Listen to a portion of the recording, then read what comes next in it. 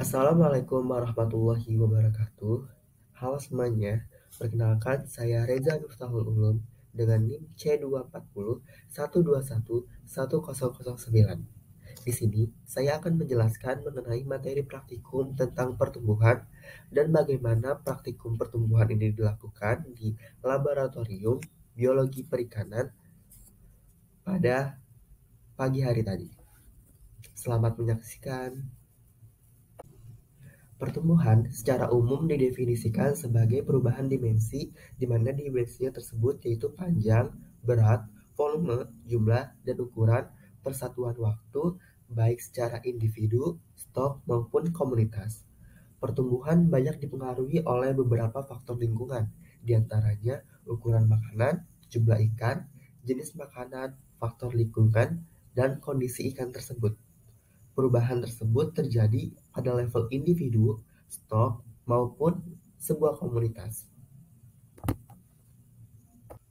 Setelah kita membahas mengenai pertumbuhan secara umum, kini kita beranjak kepada pertumbuhan populasi, di mana pertambahan atau penurunan populasi dalam satu satuan waktu.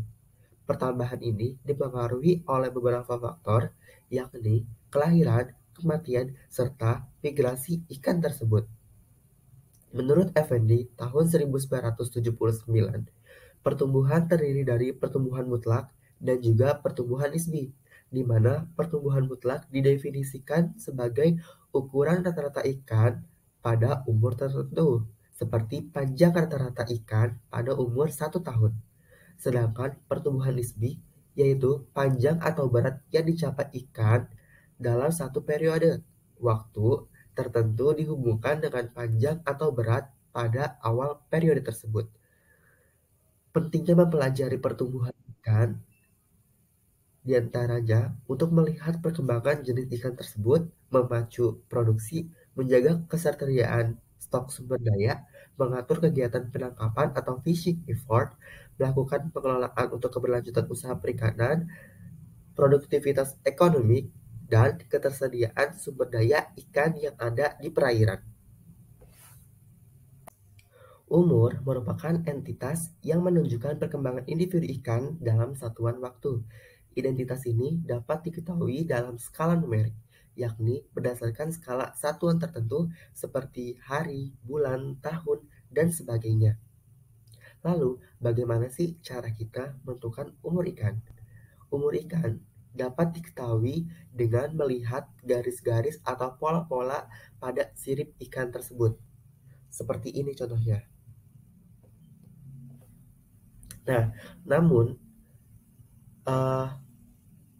melihat umur dengan sisik ikan tersebut hanya dapat dilakukan pada ikan dengan daerah subtropis atau 4 musim, karena ikan-ikan subtropis sangat terpengaruh oleh suhu lingkungannya, di mana pada musim dingin pertumbuhan ikan hampir terhenti ataupun sangat lambat, sehingga mempengaruhi pertumbuhan pada sisik, vertebrata, tulang operculum, daun sirip, dan tulang otolit yang menyebabkan terbentuk susunan sirkulasi yang sangat rapat dan akhirnya membentuk anulus.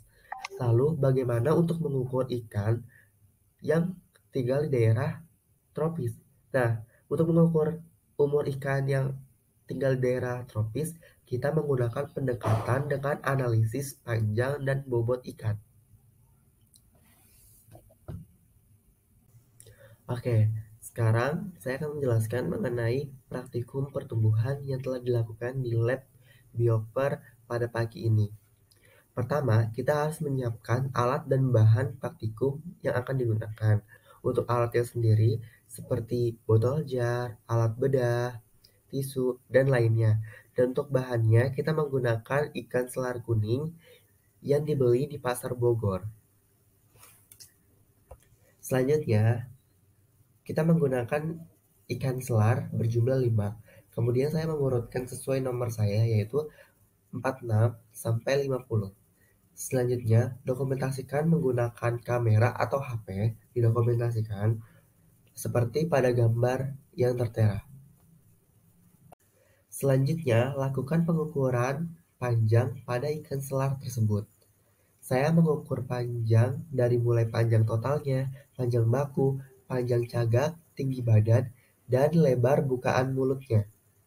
Setelah itu, jangan lupa lakukan pengukuran bobot menggunakan timbangan.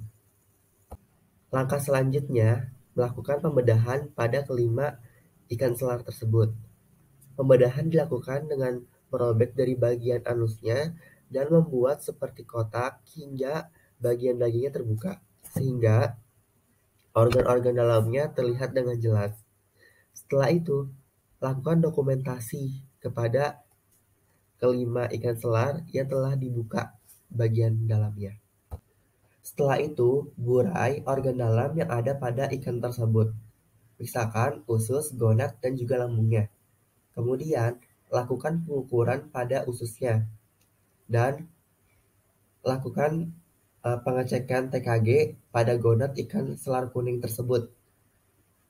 Untuk pengecekan TKG-nya, kita menggunakan literatur dari Tandon 1960.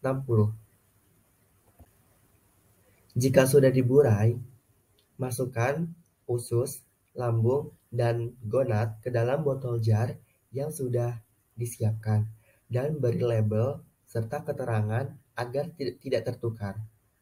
Dan jangan lupa tambahkan formalin hingga organnya terendam untuk pengawetan. Sekian micro teaching dari saya, kurang dan lebihnya mohon maaf. Wassalamualaikum warahmatullahi wabarakatuh.